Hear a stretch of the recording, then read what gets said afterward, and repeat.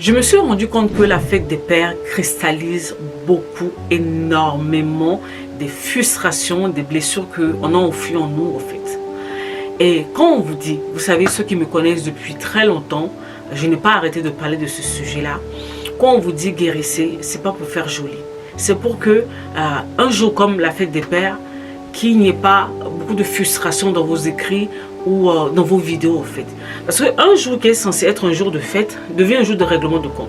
Il y a quelques temps, on a vu la fête des mères passer et c'était plus ou moins calme. Mais la fête des pères, là, ça va devenir un règlement de compte. Pourquoi? C'est parce que il y a des frustrations, il y a des blessures qui n'ont pas encore été réglées, qui n'ont pas été traitées. Et voilà ce que ça donne en fait. Il y a quelques jours, je suis tombée sur un post sur Facebook. La personne posait cette question. Si tu avais un conseil à donner à ta mère avant ta naissance, qu'est-ce que tu lui dirais? Et je vous assure que 90% des réponses étaient tournées vers le choix du père. Tu vois, il y a des enfants qui diront à leur maman, n'épouse pas cet homme-là, il va te briser. N'épouse pas cet homme-là, c'est un manipulateur. Ne rentre pas dans cette famille, ils vont te détruire. Ne lui fais pas confiance, il est en train de te mentir. Ou tu aurais dû épouser au fait l'amour de ta jeunesse. Ainsi de suite, plein de trucs et tout est tourné au fait vers le père. À voir comme ça, on se dit bon, c'est juste au fait des réponses. Mais si on creuse, on va se rendre compte que il y a un problème. En fait, ces personnes ont eu des problèmes avec leur papa et ça se voit maintenant dans leur manière de voir l'image du père. En fait, il y a quelques années, j'ai été dans ce même état.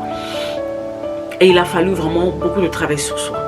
Quand je vous dis souvent guérissez, ce n'est pas pour vous embêter. C'est pour que vous soyez en paix avec vous-même. En fait. Il a fallu que, à un moment donné, que je me lève, que je me dise que Noélie, il va falloir que tu sors de ces blessures-là, que tu sors de ces frustrations-là, en fait. Parce qu'en réalité, ce qui est fait, c'est fini.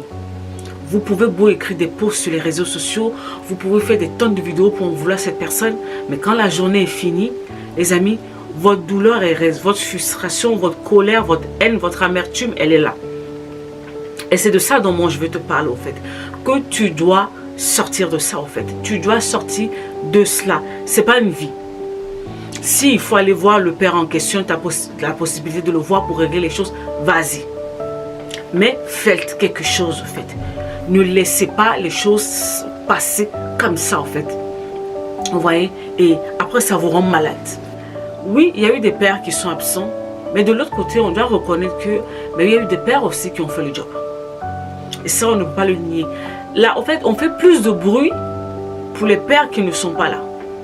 Mais on a des pères qui ont été là, en fait, qui ont fait le travail. Eux aussi, on se doit de les honorer. Alors, en ce jour de la fête des pères, cher papa, nous vous honorons. Merci d'être là au quotidien, merci d'être ce rempart-là, merci d'être ces chefs-là qui montrent le chemin, qui fait des sacrifices au fait pour nous au quotidien. Nous sommes reconnaissants, on ne peut pas passer le temps au fait à vous juger. Vous êtes là. Et vous, ceux qui sont là, on se doit de reconnaître au fait le travail que vous faites. Alors, merci beaucoup, cher papa. Soyez bénis. Pour ceux qui sont partis, je ne suis pas là pour vous incriminer, pour vous dire pourquoi vous êtes parti, pourquoi vous avez cessé. Je ne suis pas là pour juger. Ceux qui sont partis, si vous avez la capacité de faire un tour, de réparer les choses avec votre enfant, faites-le. Parce que votre absence crée des dégâts dans leur vie, en fait. Que ce soit les filles ou les garçons, peu importe leur âge, votre absence crée des dégâts, en fait. Donc, s'il y a possibilité de rattraper les choses, je vous en supplie, faites-le. Ma prière est qu'on arrive au fait à la fête des pères et qu'on ait en guillemets des fêtes apaisées comme ceux qui sont passés au fait à la fête des mères et que ça ne te tourne pas constamment année après année au fait dans les règlements de compte. On doit se l'avouer et on ne peut pas ignorer cela qu'il y a un réel, véritable problème avec le père. Le père en général. Les papas, nous avons besoin de vous. C'est vous qui indiquez le chemin. C'est vous qui montrez. C'est vous.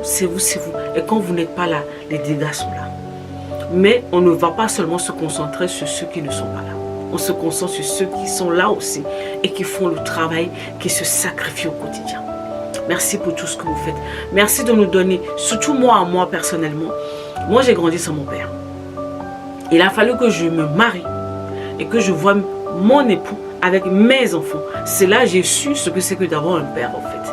Et Donc, je lui dis merci aujourd'hui pour ce modèle qu'il est pour moi, qui me montre que, au fait, un père est censé faire ça. Et ça m'a aidé à guérir, au fait, ça m'a aidé à m'apaiser sur un certain nombre de choses. Et pour ces hommes, au fait, qui font ce travail au quotidien, merci de nous aider à guérir, nous, ces filles, au fait, qui ont grandi sans nos pères. Encore une fois, bonne fête des pères à tout le monde. C'était Noélie Panda. À bientôt. Bye bye.